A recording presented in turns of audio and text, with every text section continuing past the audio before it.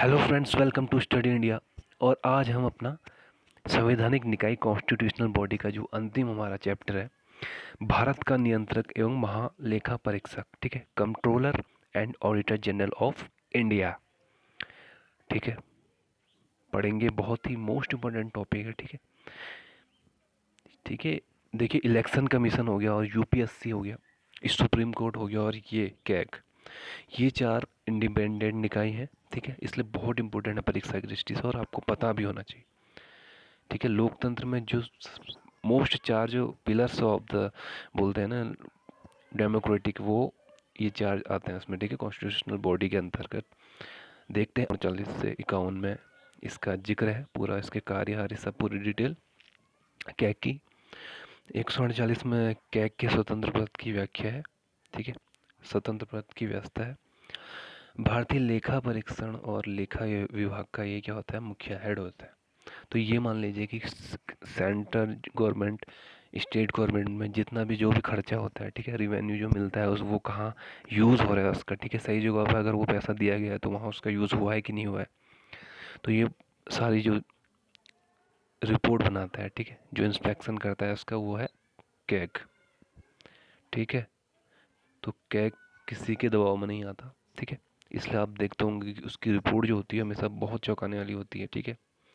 अगर जहाँ पर गलत है, जहाँ पर भ्रष्टाचार किया है, वहाँ पर सब बाहर निकल जाता है। तो ये बहुत पावरफुल पोस्ट है। लोक वित्त का संरक्षक होने के साथ साथ देश की संपूर्ण वित्तीय व्यवस्था का नियंत्रक। नियंत्रण किसका है, केंद्र और राज्य दोनों स्तरों पर इसका कंट्रोल है। और यहाँ तक कि डॉक्टर भीमराव अंबेडकर ने तो यहाँ तक कहा था कि कैग भारतीय संविधान के तहत सबसे महत्वपूर्ण अधिकारी है, ठीक है। यह लोकतांत्रिक व्यवस्था में भारत सरकार के रक्षकों में एक होगा। तो रक्षक कौन कौन से हैं, वो supreme court, election commission, UPSC और चौथा ये है। अब चलते हैं, कार्यकाल देख लेते हैं। कार्यकाल 6 वर्ष और 65 वर्ष जो पहले हो, ठीक है। अगर 65 वर्ष मतलब ये है कि 65 वर्ष तो उसका, अगर 65 साल के वो अपॉइंटमेंट के 3 साल बाद अगर वो 65 का हो रहा है तो रिटायर हो जाएगा। अगर नहीं हो रहा तो वो पूरे 6 वर्ष तक कंप्लीट कर सकता है। बस इन दोनों में से जो भी पहला हो, अपॉइंटमेंट प्रेसिडेंट करते हैं। हटाने की प्रक्रिया क्या है, राष्ट्रपति द्वारा उसी तरह हटाया जाएगा जैसे सुप्रीम कोर्ट के जज को हटाया जाता है, दोनों ही सदनों में विशेष बहुमत के साथ अगर ऐसा प्रस्ताव पारित हो जाए, ठीक है, तो हट सकता है। अब स्वतंत्रता भी दी गई है इसको, ठीक है। पद, इसकी पद की क्या है, कार्यकाल की सुरक्षा दी गई है, ठीक है। केवल प्रेसिडेंट हटाएगा, वो भी संविधान में वर्णित जो कार्रवाई के तहत हटा सकता है। पद छोड़ने पर किसी अन्य पद पर ग्रहण नहीं कर सकता, चाहे वो सेंट्रल गवर्नमेंट हो या स्टेट गवर्नमेंट के अंदर कोई भी ऐसा पद हो, वो ग्रहण नहीं कर पाएगा।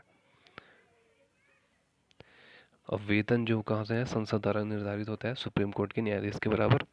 और सुप्रीम कोर्ट के न्यायाधीश का जो वेतन होता है 2.5 लाख पर मंथ, ठीक है। कर्तव्य और शक्तियाँ देख लेते हैं। आर्टिकल 149 में यह दिया गया है। पहला, भारत की संचित निधि consolidated fund of India, 266 article में जिसका प्रावधान है, ठीक है। इसमें से अगर पैसे निकालना है तो संसद की अनुमति लेनी पड़ेगी। प्रत्येक राज्य की संचित निधि, प्रत्येक संघ शासित प्रदेश जहाँ विधानसभा हो, ये सभी व्यय संबंधित लेखाओं का लेखा परीक्षण करता है। दूसरा, भारत की जो आकस्मिक निधि, सॉरी यहाँ आकस्मिक निधि होगा, भारत के लोक लेखा सहित प्रत्येक राज्य की आकस्मिक निधि प्रत्येक राज्य के लोक लेखा से भी व्यय का लेखा परीक्षा करता है। चलो आगे चलते हैं। केंद्र सरकार और राज्य सरकार की जो भी प्राप्तियां हैं और व्यय है की लेखा परीक्षक, ठीक है। राजस्व के कर निर्धारण, संग्रहण, उचित आवंटन पर प्रभावी निगरानी सुनिश्चित के नियम और प्रक्रियाएं निर्मित की गई है।